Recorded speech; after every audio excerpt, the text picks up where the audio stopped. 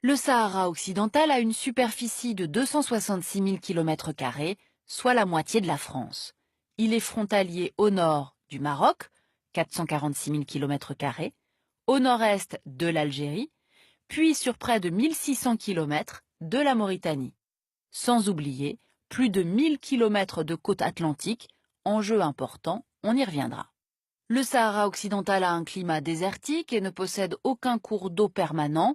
Il est par ailleurs très peu peuplé. 600 000 personnes environ y vivent, dont des tribus anciennement nomades, sédentarisées dans les villes de Laayoune, 210 000 habitants, Dakhla, 100 000 habitants, Smara et Boujdour. Le Sahara occidental a de nombreux atouts. Ses côtes poissonneuses, en 2017, plus d'1 million de tonnes de poissons y ont été vendues, soit les 3/4 de la pêche marocaine.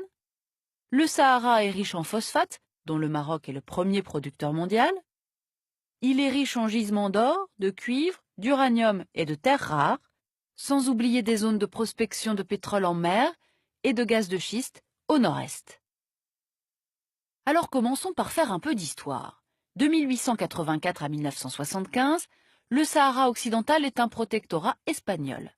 Mais à l'heure de la décolonisation, le Maroc, indépendant depuis 1956, et la Mauritanie depuis 1960, revendiquent tous les deux ce territoire où l'on vient par ailleurs de découvrir du phosphate.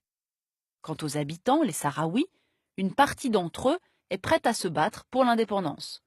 L'ONU adopte également une résolution en faveur de l'autodétermination des Sahraouis.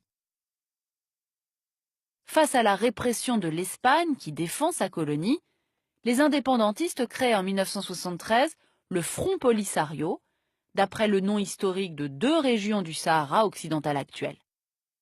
D'inspiration socialiste, le Polisario est soutenu par l'Algérie, ravie d'affaiblir son voisin marocain, qui jusqu'en 1969 revendiquait aussi la région de Tindouf. Le 6 novembre 1975, le roi Hassan II décide de mobiliser les Marocains et lance sa Marche verte. 350 000 Marocains, encadrés par l'armée, pénètrent dans le Sahara espagnol. Le territoire est bientôt partagé entre le Maroc et la Mauritanie, qui occupent le sud, malgré les condamnations de l'ONU. Cette démonstration d'unité nationale a pour Hassan II l'objectif de renforcer son pouvoir autoritaire. L'Espagne, en pleine fin de règne franquiste, laisse faire pour se maintenir à Ceuta et à Melilla.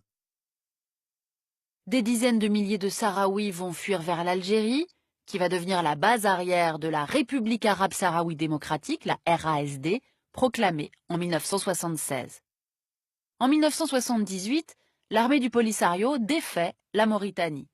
Mais dans les années 1980, les troupes marocaines se renforcent, érigeant des murs de sable contre les incursions des indépendantistes. Ce mur, appelé Berme par les Marocains et mur de la honte par les Sahraouis, est long de plus de 2500 km. Côté marocain, plus de 100 000 soldats défendent cette ligne de démarcation, dotée de nombreux bunkers, radars et champs de mines. Le mur dessine une nouvelle géographie. 80% du Sahara occidental est occupé par le Maroc. Le reste est sous contrôle du Polisario, qui parle de territoire libéré. Sous pression américaine, l'ONU va négocier en 1991 un cessez-le-feu, supervisé par la MINURSO. Elle doit aussi organiser le futur référendum d'autodétermination prévu par l'accord.